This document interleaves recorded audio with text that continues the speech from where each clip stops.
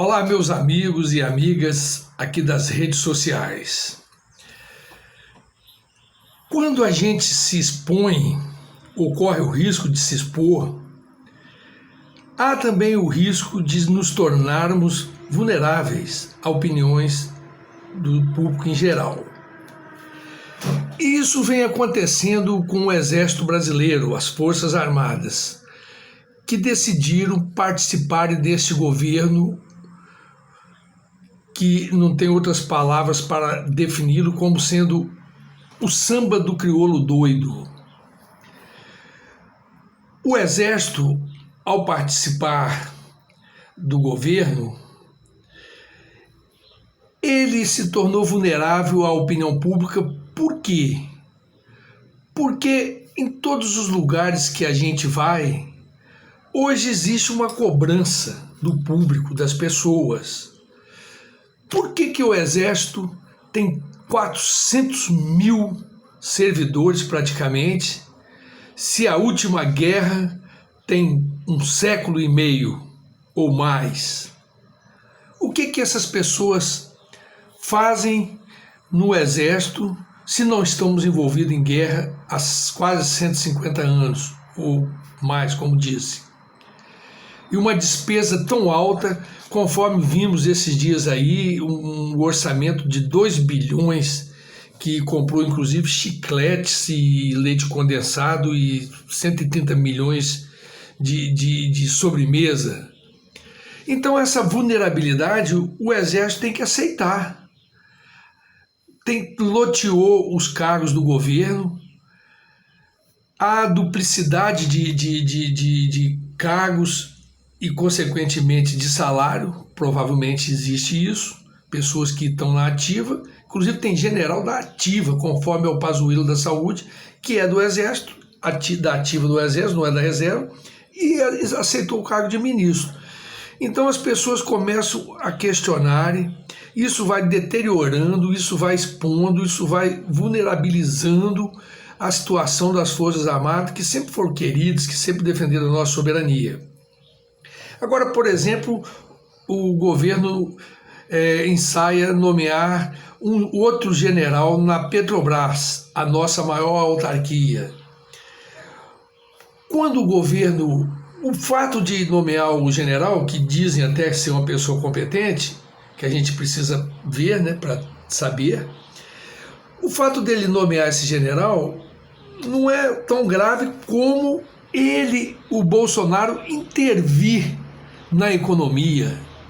O que acontece quando o governo intervém na economia? Ele espanta os investidores internacionais. Por quê? Porque eles calculam, são pessoas experientes, calculam, olha, eu vou botar meu dinheiro no Brasil e de repente o governo intervém em uma estatal qualquer, haverá naturalmente uma desvalorização das ações, então a gente fica vulnerável também e corre o risco. Então o que acontece? O Bolsonaro, como uma pessoa absolutamente leiga em economia, ele tem que procurar consultar e ouvir, primeiramente, antes de falar qualquer besteira, os seus assessores. Há poucos, mas há alguns que entendem de economia. Então é necessário que ele faça uma consulta prévia a essas pessoas. Ele, na modificação, nessa intervenção que ele fez na economia, que é destituindo o presidente da Petrobras, ele quis mostrar uma certa sabedoria, uma certa malandragem. Por quê? Porque o presidente da Petrobras, ele é presidente até março. Em março, ele seria reconduzido ao cargo de presidente da Petrobras, ou então seria substituído. O governo, para mostrar ao público e aos seus eleitores, aos seus seguidores, que ele que manda na economia, que quem manda é o presidente, ele decidiu destituir o presidente do cargo para mostrar força, para mostrar que é o o bambambam do fato. Mas, na realidade, ele poderia muito bem ter esperado o dia 20 de março, que inspira o prazo do atual presidente, para fazer a modificação. Não, ele se antecipou e isso pode desvalorizar a Petrobras em termos de mercado aproximadamente em 100 bilhões. Né? E além de espantar, de fazer com que as pessoas não venham para o Brasil investir, os investidores, porque ninguém é obrigado a correr risco, investir num país que está em absoluta instabilidade. Tem 2 anos que nós estamos em instabilidade. Nós não sabemos o caminho que nós estamos trilhando. Há os defensores que vêm nas redes sociais falar um monte de besteira, mas isso não passa de inocência das pessoas que estão defendendo esse governo. Porque não existe obra, não existe investimento, não existe nada. Estamos beirando aí a 250 mil mortes pela Covid, não temos contrato para a compra de vacina. Hoje mesmo a Pfizer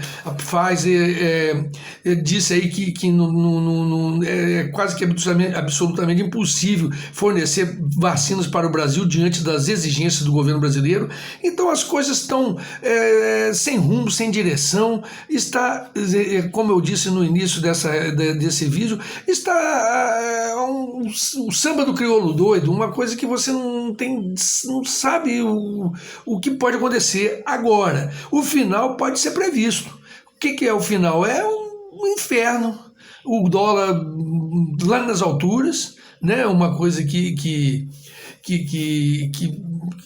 é o carro-chefe da economia, de uma nação, e outros fatores e setores que ele não apresenta, o governo não apresenta uma proposta, uma ideia para corrigir e normalizar. As coisas estão absolutamente sem pé e sem cabeça, né? Não existe uma proposta para abertura de trabalho. Fez a reforma trabalhista dizendo que abriria milhões de postos de trabalho. Cadê os postos de trabalho? Tudo bem, veio a Covid, é uma coisa que o governo não tem culpa, naturalmente. Depois fez a reforma da Previdência que abriria milhões de postos de trabalho.